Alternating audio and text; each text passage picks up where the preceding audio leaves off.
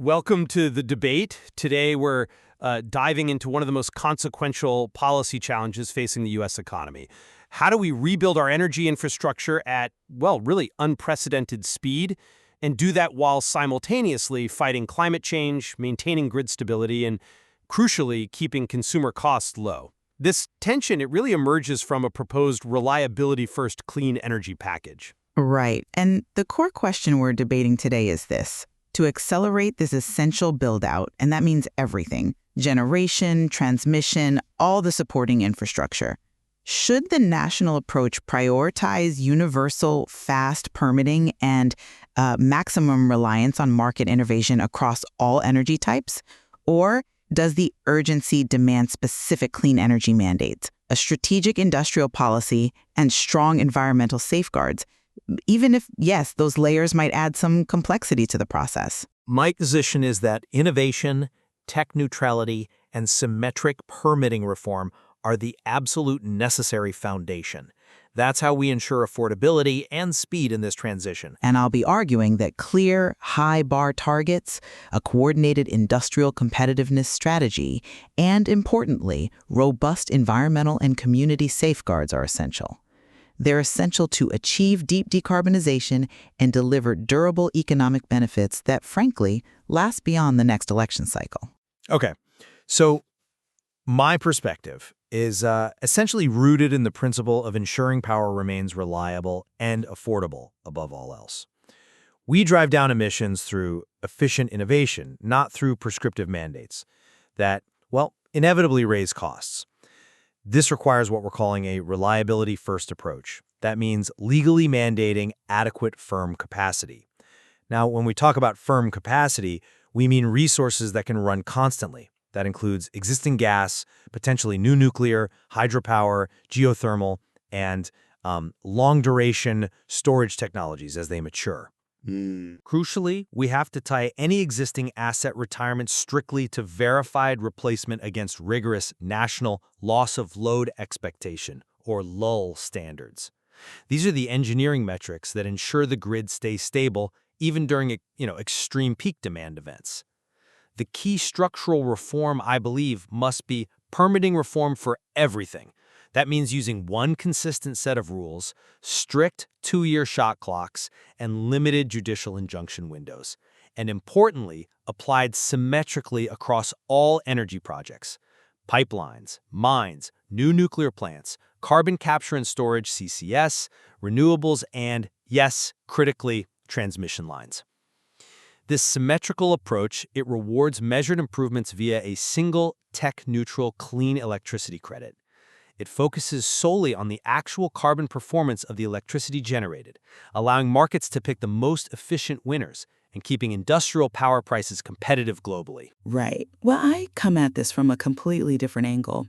The dual threats we face, climate risk and, let's be honest, fierce global industrial competition, they demand not just speed, but a highly managed build-out. We need clean scale at speed. That means accelerating specific, high-impact sectors like wind, solar, advanced storage, new nuclear, and CCS, whatever hits stringent carbon intensity thresholds, defined by clear performance clauses. This strategy, it has to be paired explicitly with firm reliability criteria, just as you mentioned, so grids remain stable, and meet specific reserve margin requirements. Okay. In my view, industrial policy must be central to this whole package. That includes things like domestic content ramps, comprehensive workforce development, and a critical minerals strategy. And that strategy needs to include responsible domestic mining, allied sourcing, and recycling mandates. Now, while I accept the utility of shot clocks, I argue for permitting that still protects. This requires concurrent reviews, yes, but coupled with essential baseline environmental and community safeguards, along with required early engagement and benefit agreements. Why? To preempt the endless local litigation, what we often call NIMBY lawfare, that federal shot clocks alone, well, they just can't stop. And finally, transmission. It's the bottleneck. A federal backstop for interregional lines is necessary alongside immediate investment in grid-enhancing technologies or GETs. Okay, let's turn immediately to that core friction point. permitting symmetry versus those baseline safeguards you champion. My position is fundamentally centered on building fast. I'm just not convinced that permitting reform needs additional baseline environmental and community safeguards beyond the 2-year symmetric shot clocks and concurrent reviews we propose. If the primary goal is speed, and we judge that by clearing out the interconnection queue, lowering the mean permit time, then adding extra protective steps simply invites the kind of complexity and, frankly, judicial review that derails projects. It allows standards to creep into de facto bans against necessary infrastructure. If we agree on the symmetry clause, the same timeline and judicial limits for gas, nuclear, and renewables. Right, for everything. Exactly. So why isn't that sufficient to streamline the process without adding extra layers for lawyers to exploit? That's an interesting point, and I absolutely acknowledge that complexity is the enemy of speed. But I would frame the issue of safeguards differently. Speed, it seems, cannot come at the expense of genuine protection or, crucially, community consent. You mentioned NIMBY lawfare. Well, we've seen that polarization dynamic play out time and again, where a community feels ignored by some federal mandate. Without early, required engagement and benefit agreements, what we refer to as the community clause, projects simply face endless local rejection and, let's face it, sabotage, regardless of a federal shot clock. We've seen this happen across the country. A federal shot clock might speed up the NEPA review, the National Environmental Policy Act review, but it doesn't stop local zoning fights or state-level resistance. Moreover, if we concede symmetrical permitting, which benefits all energy types, including, yes, gas pipelines, that concession must come with requirements that two things hold true. First, that the tech-neutral clean electricity credit remains strictly performance-based against a high bar. And second, that retirements of older high-emitting plants are strictly tied to verified replacement using those LOL standards you mentioned. Otherwise, your all-of-the-above approach just becomes all of the old, stalling climate progress and making it, well, essentially impossible to meet our decarbonization targets. But wait, if the symmetric permitting includes hard judicial limits on the injunction window, meaning opponents only have a specific, short period to file suit, surely that addresses the major litigation risk. The baseline safeguards you propose seem like exactly what lead to the procedural delays. They become the mechanism for that standards creep, giving opponents more avenues to litigate. We really must focus on the measurable outcome, the carbon performance, not the input technology or unnecessary process complexity. My faith fundamentally is in the market to drive clean solutions efficiently if the regulatory path is clear and predictable. I appreciate your faith in a clear path, but focusing on the outcome is precisely why verification is non-negotiable. Which brings us naturally to the critical role of methane standards. We need strong, verifiable standards because relying on, voluntary measures simply won't cut super emitters fast enough. And cutting methane is one of our fastest ways to reduce near-term global warming. The standards must require continuous monitoring technology at all large facilities and specify a clear leak rate threshold that triggers escalating penalties or fees. Continuous monitoring isn't just a climate metric. It's essential for improving local air quality in frontline communities that live near these facilities. This ties directly back to the metrics of equitable community impact. I see why you think that, and I absolutely agree on the urgency of methane reduction. But let me offer a slightly different perspective on the enforcement mechanism. We accept a national performance-based standard. We accept continuous monitoring for all large facilities. However, the enforcement structure must be engineered to focus intensely on fixing super emitters quickly and crediting compliance pathways. It shouldn't be about creating rules that are so onerous they effectively weaponize litigation against otherwise compliant operations. If the standards are impossible to meet quickly or the penalties are totally disproportionate, it just discourages the very investment needed for cleaner production. We need regulatory certainty if we're going to rely on cleaner U.S. natural gas as part of the firm capacity mix required to meet those vital LOLE standards.